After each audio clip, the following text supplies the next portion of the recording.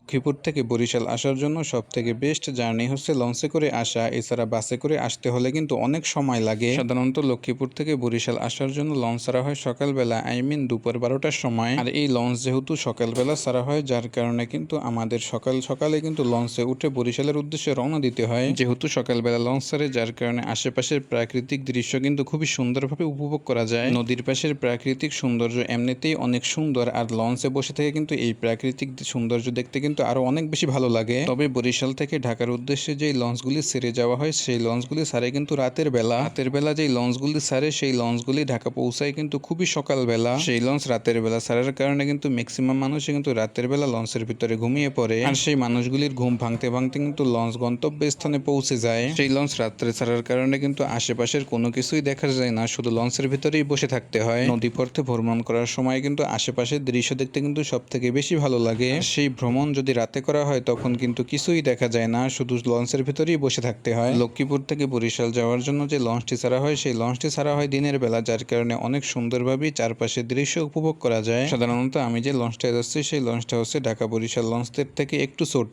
লঞ্চটা ছোট হলেও লঞ্চের ভিতরে বসার জায়গা কিন্তু মোটামুটি ভালোই ছিল। যেহেতু সকালবেলা লঞ্চ ছাড়ে, আর লঞ্চ ছাড়ার পর কিন্তু ম্যাক্সিমাম মানুষই সিট থেকে লঞ্চের পাশে চলে যায় নদীটাকে খুবই সুন্দরভাবে দেখার জন্য। লক্ষ্মীপুর থেকে বরিশাল যাওয়ার জন্য জনপ্রতি লঞ্চের ভাড়া ছিল 400 টাকা। তারপর আমি 400 টাকা দিয়ে টিকিটটি কিনে নিলাম। নদীর ভিতর থেকে আকাশের দিকে তাকালে আকাশটি দেখতে কিন্তু খুবই সুন্দর লাগে। তারপর আমি চলে আসলাম লঞ্চের নিচতলা থেকে দোতলায়, আর দোতলায় বসেই কিন্তু লঞ্চটি চালানো হয়। আর এইখানে লঞ্চ চালানোর জন্য মোট 3জন মানুষ আছে। মোট 3জন মানুষ মিলে এই লঞ্চটা নিয়ন্ত্রণ করে। লঞ্চে ভ্রমণ করার সময় যে জিনিসগুলি সব থেকে বেশি চোখে পড়ে, সেটা হচ্ছে গিয়ে এই ছোট ছোট ফিশিং বোর্ডগুলি। ফিশিং বোর্ডের জেলেরা রাতভর অনেক পরিশ্রম করে কিন্তু এই নদীতে মাছ ধরে। এই লঞ্চটি ছোট হলেও লঞ্চের দোতলায় করা হয়েছে নামাজ পড়ার জায়গা, আর এই নামাজ পড়ার জায়গাটি দেখে কিন্তু আমার কাছে খুবই ভালো লাগলো। তারপর আমি চলে আসলাম লঞ্চের ছাদে, আর লঞ্চের ছাদে তেমন বেশি জায়গা ছিল না, আর লঞ্চের ছাদে ছিল প্রচন্ড গরম, যার কারণে আমি দ্রুত নেমে গেছি। তারপর আমার চোখে পড়লো একটা ফেরি, আর এই ফেরিতে কিন্তু অনেক মালবাহী ট্রাক বাস নিয়ে কিন্তু নদীতে চলাচল করে। তবে গেছে আমাদের বাংলাদেশের পদ্মা, মেঘনা, যমুনা নদীগুলি যে এত বড়, যে নদীর সামনের দিকে তাকালে কুল কিনারা কিছুই দেখা যায় না। কখনো কখনো মনে হয় সমুদ্রের ভিতর দিয়ে যাচ্ছি।